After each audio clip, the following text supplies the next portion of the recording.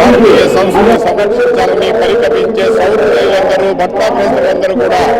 పొద్దున్నే తమ ఇళ్లలో నుంచి విఘ్నేశ్వరుని తమ భక్తుల నుంచి తీసుకుని యావత్ భాగ్యనగర పురవీధులు గుండా ఊరేగుతూ లక్షలాది మంది సుమారు 40 లక్షల మంది భక్తులు ఈరోజు భాగ్యనగరంలో ఈ యొక్క వీధుల్లో జయగణేశ నినాదాలతో కరతాళ ధ్వనులతో చిరతాళ ధ్వనులతో పద విన్యాసాలతో భజన సంకీర్తనలతో దిక్కులు పిక్కటిల్లే నినాదాలతో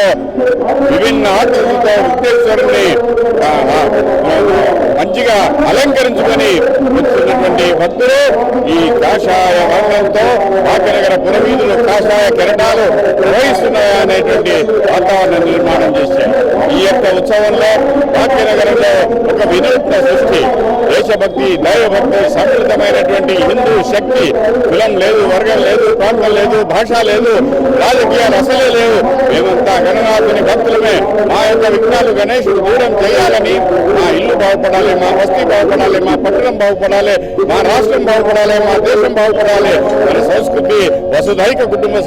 సర్వే జన సుఖినో భవంతు సర్వే సంతు రామయ్య అనేటువంటి మన సంస్కృతి. రామాయణ మహాభారతులకు వారసులుగా ఈ సంస్కృతిని కాపాడాల్సిన గురుతర బాధ్యత మన మీద ఉన్నది. అల్లుడు సీతారామరాజుకు వారసులుగా, రాణా ప్రతాప్ వారసులుగా, ఛత్రపతి శివాజీకి వారసులుగా, గురు గోవింద సింగ్ వారసులుగా, రాణి చెన్నమ్మ, ఝాన్సీ లక్ష్మీబాయి, రాణి రుద్రమదేవికి వారసులుగా ఈ సంస్కృతిని మేము కాపాడుతామనేటువంటి సంకల్పాన్ని ప్రతి హృదయం తీసుకుని ప్రతి ఇంటి నుండి ఈ ధర్మాన్ని రక్షించడానికి, సంస్కృతిని రక్షించడానికి, అన్యమత ప్రచారం మనలో ఉండకుండా, మత మార్పిడులు జరగకుండా,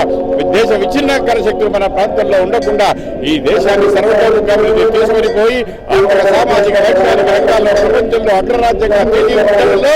ఈ హిందూ శక్తి మేల్కొనాలి, జాగృతం కావాలి, గర్వంగా చెప్పుకోవాలి. నేను హిందువులని ఈ వాతావరణం ఈ యొక్క గణేశోత్సవాల ద్వారా భాగ్యనగరంలో యావత్ ప్రపంచానికి నా భూతో నా భవిష్యత్తు అనుభూతి కలగజేసేలాగా, ఆకాశం వర్షించిందా, భూమి ఈనిందా అనేలాగా వసుధైక కుటుంబక నినాదంలో ప్రదర్శన సృష్టిస్తామని చెప్పి మన సౌహృదయతను మన యొక్క కుటుంబ వ్యవస్థను చాటినటువంటి వివేకానందునికి వారసులుగా, అరవిందునికి వారసులుగా